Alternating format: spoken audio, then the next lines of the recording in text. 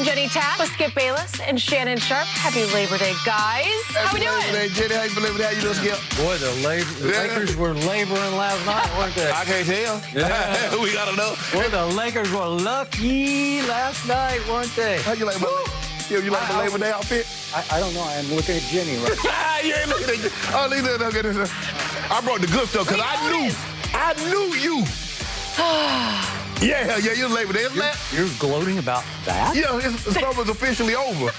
And I'm glad. That's all. It's come to this for Undisputed. Okay. Thank you for pointing that out, Shannon. That is what it's come to. Guys, we have so much to talk about from the weekend, so let's get to it. After dropping Game 1 on Friday, the Lakers evened up the series against the Rockets last night at a game apiece. LA saw their 16-point halftime lead evaporate into a deficit in the third quarter, but fought back in the fourth behind LeBron's 8 points to go on and win 117-109. LeBron finished with 28 points, 11 rebounds, 9 assists, and 2 blocks. So, Shannon, what was the biggest reason the Lakers won? And the fourth steal. You left out the fourth steal, Jenny. That's important. Sorry about that. I mean, we need a complete stat line, right, Skip? When you go get a physical, you get a complete battery or workup. You know, you get blood pressure. You get all that stuff, right, Skip? I wouldn't know. I never did. LeBron led the way last night. He was aggressive. He took it upon himself. Yes, I'm going to get people involved. AD, I need you to do your thing, but I'm going to make sure I get myself involved. He was driving to the basket. He realizes, look, I have a decided advantage over whomever is guarding me.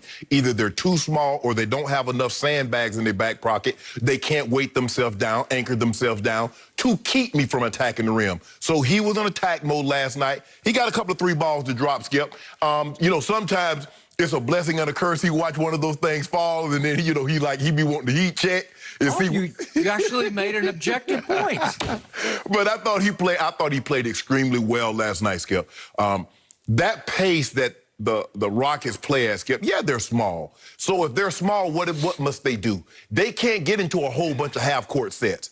They need to get up and down to give themselves an advantage, especially if you have bigs on the court. I think Frank Vogel is learning this is not the series for traditional big men. Dwight Howard and JaVale McGee probably not going to play as much as they would like to play, Skip. But I thought LeBron having to play 39 minutes, Skip, and you're asking a man his size. So just imagine if you ask Karl Malone, say, mailman, we need you to play 40 minutes tonight, but we need you to do John Stockton's role also. We need you to run the point. We need you to make sure we get in and out of sets. And as a matter of fact, you know, we want you to guard one of these small guys on the perimeter from time to time. And he was able to do that. I thought LeBron played unbelievable. AD played unbelievable. The first half, Skip, I don't think they could have played any better than what they played the first half. They did a great job of mixing it up. They were jumping in and out of zone. They were playing man coverage. But we know one thing about the Houston Rockets, Skip. They're going to take a bunch of threes. And you just, like, Skip, when you flying and the pilot come on, we're about to incur, get a little turbulence. And so what do you say? Man, I sure hope this thing don't last long. So you just brace for it. You know the onslaught is coming. You just brace for it. They put up 20, they got 22 threes total. They made 9 in the third quarter. So you just hope, I got myself a little cushion, they don't just blow us out of the water. LeBron then braced for that thing, and then in the fourth quarter, Skip said he loved fourth quarter. He loved guys that shows up in the fourth quarter. He talked about how Donovan Mitchell showed up in the fourth quarter. He talked about Jamal Murray. He talked about some of the greats. You always count on Kobe and Mike. Mike got showed up in the fourth quarter and put on a virtuoso. And defense. Skip, did you notice my guy in year 17, how he's sliding his feet, moving side to side, up and back, front to back? Brought me a little, I just wanted to put me a little package together. You know, a little package, little package. And let's take a look at the little package we got together. Oh, I thought you were almost finished. No, right here. Look at this, Skip. Well, now the show's going to be over. Oh, no, Skip. I keep telling you, you can't sneak apple juice into my type of party. I'm going to throw it up out of there. I'm going to throw it and you out of there. And you saw what he did on Friday night. Poor Russ. Russ said, I can't even catch a break. But I thought LeBron, AD was unbelievable. They got great contribution from Keith Morris and Kyle Kuzma and Rondo. Ooh, that'll play out Rondo, Skip. But, you know, we won one, about to be 2-1. You don't think so? My turn? It's your turn. So, at the end of Friday's show, who went way out onto the end of the limb and predicted that Houston would win game 1? Who did that on this show? You did scarily. I did. Scarily. I did it. Scary. I did it. I said it's going to be a huge upset, and it was. Okay. Then what did I tweet ahead of last night's game? The Lakers will win tonight because they had better win tonight. That was a game they almost had to win. No such thing with LeBron on the court. Yeah, we'll see about that. So you said LeBron was unbelievable. Yes. AD was unbelievable. Yes. Friday night, LeBron James in the fourth quarter of a winnable game went 0 for 3. I'm just putting this into context. Okay. He owed his team, and he looked like it at the start of last night's fourth quarter because he had that scared look on his face. He was doing this. Oh, I better attack the basket like I know I have to, and if they foul me, I got to go to the free throw line, and I got to try to make a free throw. Well, that's what he did. You know, and I know he has some trouble with late game free throws, and the later it gets in the fourth quarter, he has a whole lot of trouble. What about last night? Late game. Well, once they're front running on the lead. See, there you go. Well, that's just it. Was it tied? Was it close? No. When he made his 2 free throws in the fourth, They were down to start the fourth, remember? Okay. I said that. Okay. And I'm going to give you 1 plus mark here. Okay. LeBron to start the fourth said, I have to attack. And it wasn't like a huge onslaught of attacking. The first play out of the fourth quarter, he just said, I'm going to put my head down and drive this. Right. I tell you again and again and again and again and again and again, he's still the greatest driver of the basketball ever. He can freight train to the basket like nobody can. And he freight trained, and Jeff Green, who had a kind of a disappearing act night last night, usually he's a key factor for them. He just sort of watched LeBron, let him go right by and go up and dunk it. At least Jeff Green could have gotten his way and at least fouled him, make him shoot those Well, he free tried throws. to make him pump, Skip. I mean, I don't think he thought LeBron was going to dunk it. Whatever he did not get in his way at all. Maybe he still loves LeBron because they used to be there you teammates. go. Come on, Skip. I don't know. I don't know.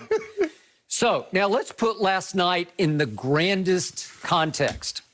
The Lakers were down 0-1. And they have an onslaught of an explosion of their own in the first quarter going into the second quarter.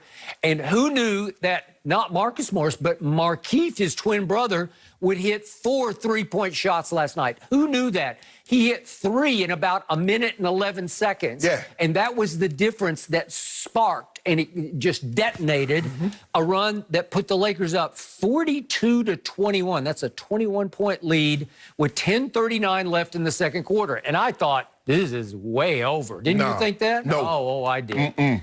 These are the Lakers that Shannon Sharpe says are prohibitive favorites to win this year's championship.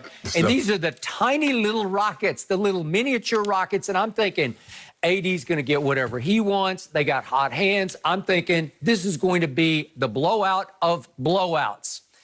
And what happened from that moment on until the 3:25 mark of the third quarter? That's only about a quarter and a half of basketball. What happened over that stretch? Would you believe the Rockets won that stretch of the game 64-38? Think about that. Yeah. LeBron, unbelievable. AD, unbelievable. They got wiped off the court for a quarter and a half to the tune of 64-38. I want everybody out there to let that sink in. The Lakers gave up a 64-38 run to the little tiny Rockets. That's a bad sign. That was actually a moral victory for the underdog. What do we know about the Houston Rockets, Skip? What do we know about the Rockets? What have you said about the Rockets? They're going to take, and and if they shoot 35-40%, you're in trouble. Before last night, teams that had made at least 22 threes in a playoff game were 18-2. So that's 90%. So you rarely lose. So they made all those threes. How many did they make in the fourth quarter? That's all that matters. That's my point. Skip. Skip, let me ask you a question. What happened? You have to weather the storm, remember? Got lucky. They cooled off. In fact, they went ice cold in the fourth quarter. They made 2 of 12 in the fourth quarter, and you got off the hook. So, but you didn't say anything about when they made 9 in the third quarter. You didn't say they got hot. See, all you do is look at the negative. What about the positive that they did in the third quarter? 64-38. Okay, that's a bad sign, man. And good teams don't give up a 64-38 run to an underdog. I know a team that played on Saturday night. What run did they give up? They gave it up in the first quarter, and then what happened? Hold on. Here they came. So is that a part of the game? They stormed back. No, hold on. Let me ask you a question. Is that a part of the game so they're not 4 quarters in the game? This was in reverse. This is, we get the big lead, and we get blown off the floor. Y'all did. Y'all got a big lead. Y'all lost. That's the Lakers. So here's the point of what happened last night. My team, the Rockets, was stuck with Russell Westbrook. And your team, the Lakers, should be very thankful he was a Rocket last night. Russell grew up in Southern California, not too far from where we sit right now, a huge Lakers fan. And last night he played like he was a huge Lakers fan. Stop. It was eyesore shocking. I've never seen such a display of turnovers, out of control, nightmare turnovers, 7 turnovers. And you want to talk about Westbrook? Whew. Westbrook after Westbrook after Westbrook. He was the reason they lost. He was the biggest reason you won. He was your MVP last night. Well, but hello. Where was this come? I didn't see you tweet that on Friday night when he played well. No, I tweeted and tweeted and tweeted. You should follow me. You should give me a follow today. Go back and look at my timeline. I dare anybody out there, go back and look at my timeline. I kept tweeting about Russell Westbrook is going to lose this game for the Rockets. They won the Friday night game 1 in spite of him and his turnovers and his out-of-control play. And even Russell, who's like as proud and arrogant as they come, he's a warrior, and even he admitted that right now, I'm just running around out there. I got to look at the film and try to figure out how to be efficient. He was nightmarish last night. Right. And you should have been applauding every dribble that he took. Why? Because he would just, when he did decide to drive it, he'd try to drive it between 3 Lakers and lose it. Right. If he did get in the lane successfully, he would wheel and throw it to nobody because he had no plan. Right. He's completely out of control. And if you look at what has happened to Russell Westbrook in the 5 playoff games he's played so far, just go back. Go back to the 25 games before the pandemic hit. He was rolling. Right. He's